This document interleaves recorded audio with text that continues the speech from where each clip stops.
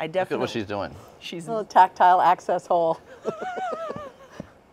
good old TAH. You know? Between Jamie Lee Curtis and David Well, Gordon look, Green. it's like begging for it. I feel like that is an immediate sign that you two have made a horror movie together. Brings you that close. Yeah. Wait, because hold it, do that to me right now. Oh, but you don't have one. You need a whole See, one, she yeah. won't do it. We haven't made a horror movie together. Can you fix this? We'll work on that. Halloween. We just need something sharp to cut the seam, get it? Can we get Jamie Wow. Lee Curtis a knife of some kind? That's probably an unwise Actually, you know what? That's what I should come out with on QVC. A collection of knives. Now, why someone has not come to me. The Curtis cutlery. It's, I would- I'm ready. I'm telling you, QVC, wait for it. It'll be soon. I would buy that in a second. Wouldn't you? I love it. Well, because, like, that's your thing. When I look at you, I'm like, she gonna mess some people up. Yeah, it's how I wake up in the morning. Just you know me so well. I love that this version of Halloween, like what we've seen, is busting apart all these mythologies that we've lived with for so many years of our lives, and that you are sitting here at the center of this, like really taking charge of some shit and selling cutlery on QVC Yes. in your own name. Yes. You know what? We actually, all we did, or all David and Danny and Jeff did, is they just took scissors to the appendages and cut them free. It was not to dismantle them or discredit them or come up with anything that was disparaging. In fact, we put a lot of like Easter egg homages to the other films too. Awesome. But that the idea was, in order to tell a story that takes place 40 years later, you have to go to the original story and then jump it forward 40 years. And I think that was the brilliance of just their concept, was happened 40 years ago and tell a story of what happened to those people 40 years later. Well, that's what pumps me up as a fan, because I feel like we've seen a lot of films recently that are made by fans who happen to also be really talented filmmakers, and then it just opens up a whole new world.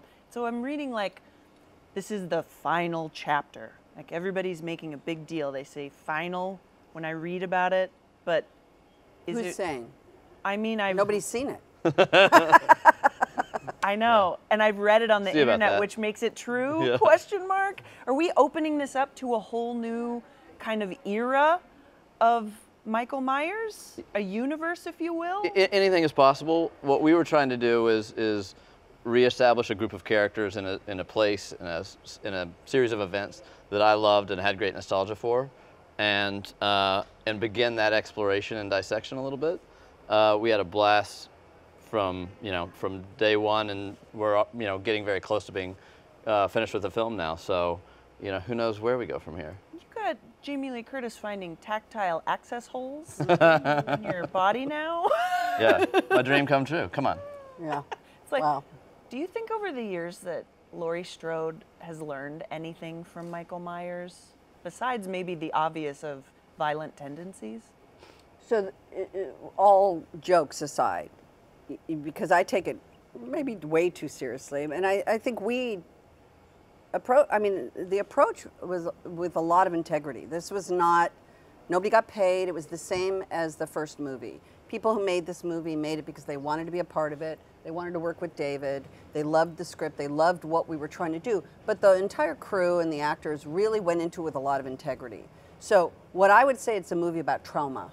It's a perfect movie for 2018. You guys were so prescient in understanding that for such a long time, Laurie Strode has been the only person in Haddonfield, Illinois, saying, Michael Myers is coming back, Michael Myers is coming back, to the point where she lost her husband, she lost her child. In 1978, there was no trauma help for her. She had to exist on her own, and what we find 40 years later is a woman who has been dogmatic, saying, this man is coming back, this man is coming back, to the point where everybody thinks she's crazy. It's the boy who cried wolf. Right. It's the woman who cried Michael Myers. But the integrity of it is that all of that trauma is coming out in this movie, because she has been preparing for this for 40 years. And I just get power from this trailer. Like when I watch you in this, I think, a reimagining of Laurie Strode almost, or like just this continuation. It's the same girl without any mental health help for 40 years carrying the weight of this attack on her. I get empowerment.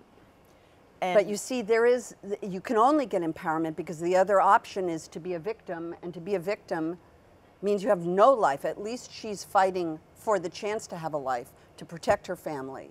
And it's emotional. It isn't, with all the jokes aside, it's deep. Yeah. And the trauma is deep. And I think the result and the, what would you, the confrontation that occurs. Cathartic, kind of. Right. The idea is to take a very stressful situation that by today's standards is seemingly, from a headline standpoint, kind of insignificant, but then take the personal approach to something that I do feel is universal. well, because that's what makes it meaningful, but that's what makes it scary.